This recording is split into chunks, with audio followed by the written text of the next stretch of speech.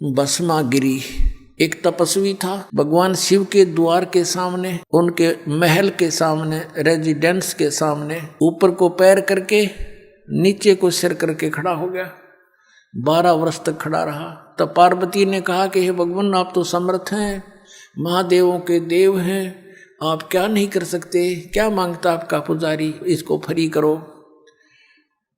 अब भगवान शंकर जी ने कहा, तमोगुण शंकर ने, कि मांग भाई, क्या मांगता है भस्मागिरी? भस्मागिरी ने कहा कि प्रभु वचनबद्ध हो जाओ तब मांगूंगा, वैसे नहीं। भगवान ने सोचा कि मांगते हो, एक सिद्धि और मांग लेगा।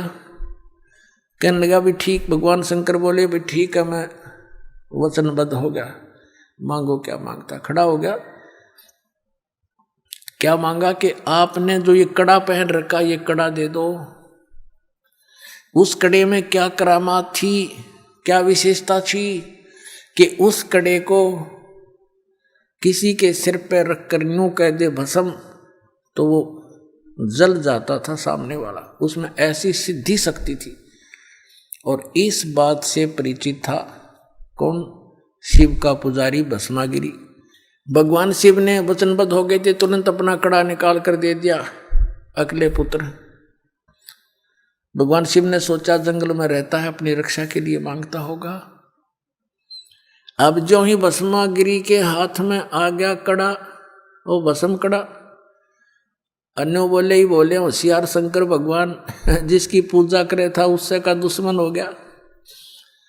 और कहा कि अब तुझे मारूंगा, पार्वती को अपनी पत्नी बनाऊंगा। हा हा हा लगा इसने।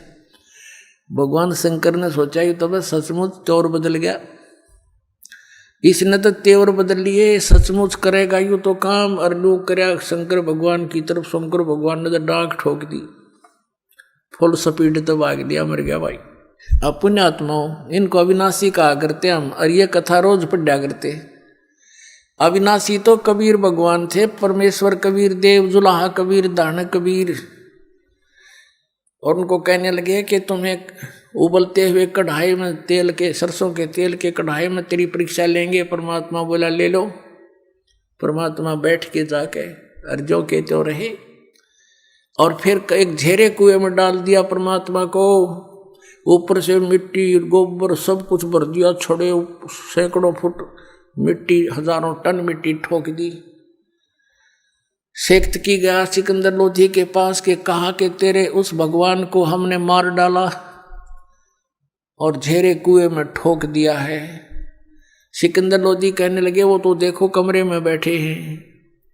जाकर देखा कमरे में बैठे, पसीने आगे सबका, ये तो ये बैठे हमका फूक दबाए मिट्टी में।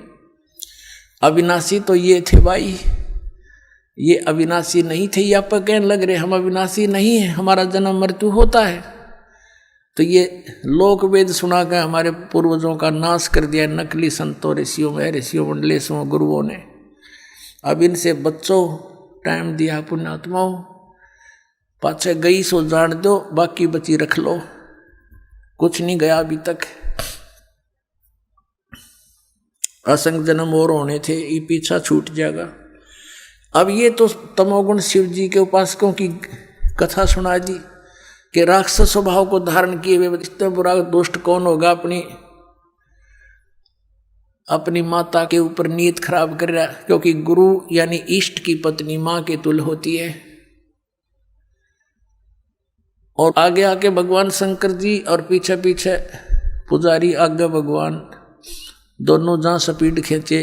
अब भस्मागिरी ने तो ये था, जब लग यो शिव जी नहीं मर लेगा इतने तो फ्री नहीं हो सकता, इसको मार के सांस लूंगा। आगे आपको पता है कि फिर भगवान आए पार्वती रूप बना के, गंडहत नाच नचा के भस्मागिरी को मारा। फिर श्री शिव जी के पास जाकर के उसका दिल डांटा कि मैंने भस्मागिरी को मार दिया है। अब वो भस्मागिरी फिर भस्मासुर कहलाया, राक्षस से। ये है पुण्यात्मा गूढ़ रहस्य इन सदग्रंथों के, जो तत्वदर्शी संत के बिना इनको समझा नहीं जा सकता। तत्वदर्शी संत परमात्मा का कबीर भगवान का कृपा पात्र होता है, उसी की बुद्धि खुल सके, ना तो यू काल खुल ना दे किसी की।